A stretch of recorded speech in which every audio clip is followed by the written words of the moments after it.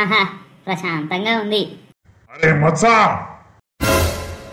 ఏంటో ఈ ముసలాయన బాత్రూమ్ కూడా పోనీయకుండా ఆ తర్వాత మొర పెట్టుకుంటే అరిస్తే అప్పుడు మాత్రమే నీకు కలిసి నా 5 నిమిషాల విలువైన సమయాన్ని కేటాయించగలను.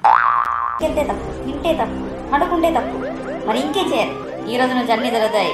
స్వతంత్ర భావన నాలాంటి వాడే ఏదో ఒక రోజు బాగుపడతాడు, గొప్పవాడవుతాడు. ఏరి కోరి సెలెక్ట్ చేసి కాళ్ళు పట్టుకొని రాబాబు రాబాబు, నువ్వు రాకపోతే మేమేమైపోతామో.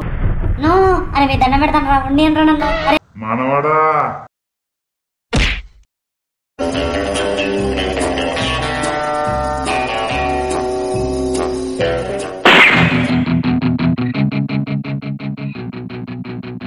అత్తగారు, అత్తగారు, చెప్పురా మనవాడా.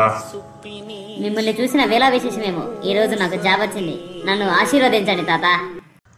అలాగా, నాకు చాలా సంతోషంగా ఉందిరా మనవాడా. నువ్వు ఇలా జాబ్ తెచ్చుకుంటావని నాకు ఎప్పుడో తెలుసు. ఏంటి కలలు కంటున్నావా? ఇలా వచ్చి అలాగే చెప్పి నీ ఆశీర్వాదాలు తీసుకుని వెళ్తాననుకుంటున్నావా? అసలు నువ్వు ముందేం చేసావో గుర్తుందా నీకు?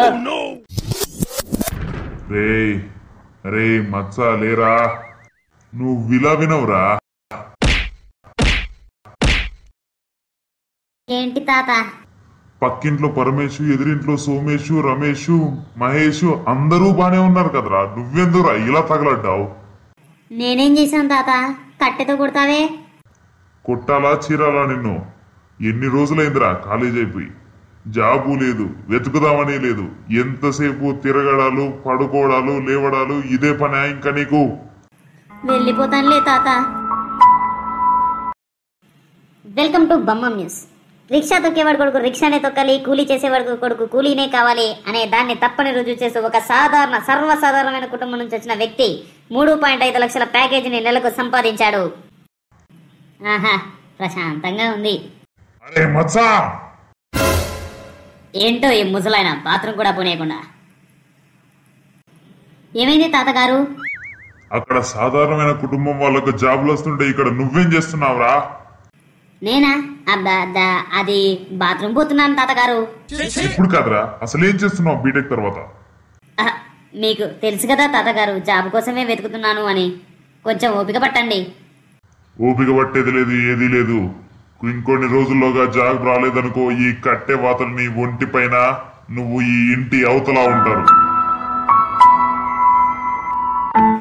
అరే మహేష్, ఎందుకు పిలిచావురా?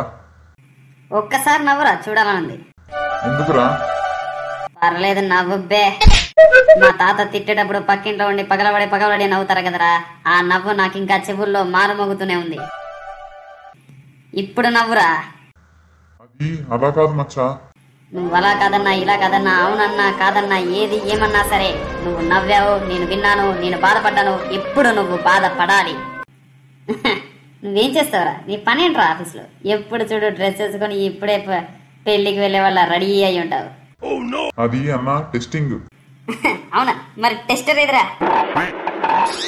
అది సరే కానీ చిన్న ఒక విషయం గుర్తుపెట్టుకోరా, రేపటి నుంచి నేను బిజీగా ఉంటాను. నీకు నన్ను కలవాలనిపిస్తే 3 రోజుల ముందు నువ్వు అర్జీ పెట్టుకుంటే, ఆ తర్వాత మొర పెట్టుకుంటే, అరిస్తే అప్పుడు మాత్రమే నీకు కలిసి నా 5 నిమిషాల విలువైన సమయాన్ని కేటాయించగలను. అవునా? ఏం పని అన్నా అది? అది నాకు తెలీదురా, సీఈఓ జాబ్ ఇస్తారేమో అనుకుంటున్నాను, చూడాలి. ఇక నువ్వు వెళ్ళరా మహేష్, నీ పని అయిపోయింది. ఇప్పుడు చెప్పు తాత, ఏం చేద్దాం? ఎలా కానిద్దాం పని? ఏం పనిరా? నీ మీద రివెంజ్. అదేదో నీ మంచి కోసం చెప్పానురా మనవడా. మంచి కోసం అయితే మంచిగా చెప్పాలి, మందలించి కాదు. ఆ రోజు నువ్వు కర్రతో కొట్టిన దెబ్బలు ఇంకా మానలే లేదు. ఈ రోజు నుంచి రోజులు మారాయి. నువ్వు చెప్పేది ఏది వినేది లేదు, నువ్వు వినుమన్నా వినేది లేదు. ఎందుకంటే వినాలనే ఓపిక లేదు, అవసరం అంతకన్నా లేదు. అరే, బయటికి వెళ్తే తప్పు, తింటే తప్పు, పడుకుంటే తప్పు, మరి ఇంకేం చేయాలి? ఈ రోజు నుంచి అన్ని జరుగుతాయి. తినడాలు, పండుకోవడాలు, బయటికి పోవడాలు, లోపలికి రావడాలు అన్నీ జరుగుతాయి. దేనికి నీ పర్మిషన్ అవసరం లేదు, నీ పర్మిషన్ కోరుకోవాల్సిన అవసరం కూడా లేదు. వెళ్ళొస్తా. మనవడా, ఒక్క విషయం గుర్తుపెట్టుకో తాత, స్వతంత్ర భావాలు లేని మహేష్ గాని కంటే స్వతంత్ర భావాలను నాలాంటి వాడే ఏదో ఒక రోజు బాగుపడతాడు, గొప్పవాడవుతాడు. అది ఈ రోజే, అది నువ్వు చూస్తావు. ఆఫీస్ మంచి మటంగానే ఉందే. జనాలందరూ ఎక్కడన్నారా తమ్ముడు? ఎక్స్క్యూజ్ మీ, ఎవరండి మీరు? ఉఫ్, నన్ను పట్టుకొని ఎవడని అడుగుతావేంట్రా? అయినా అప్పుడప్పుడు మన గురించి మనమే చెప్పుకోవాల్సి వచ్చేటట్టుంది, తప్పేటట్లేదు. నన్ను మీ కంపెనీ వాళ్ళు ఏరి కోరి సెలెక్ట్ చేసి కాళ్ళు పట్టుకొని రా బాబు నువ్వు రాకపోతే మేమేమైపోతామో మా బతికేమైపోతుందో అంటే వచ్చాను.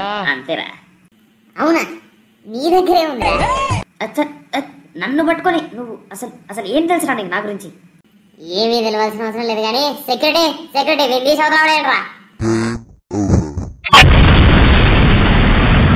ఎవరా అవతలికి? నో, అరే మీ దండం పెడతాను రా, ఉండి అంటారా నన్ను? అరే నా జీవితం రా. గాలి వానలో వాన నీటిలో పడవ ప్రయాణం నీకు ముందే చెప్పాను కదా నన్ను ఎందుకు పనికిరావని. 20-30 అన్నావు కదరా. అవసరం లేదు, వినే అవసరం అంతకన్నా లేదు. ఎవరికి వినవా? ఇప్పుడేం చేస్తావురా మనవాడా?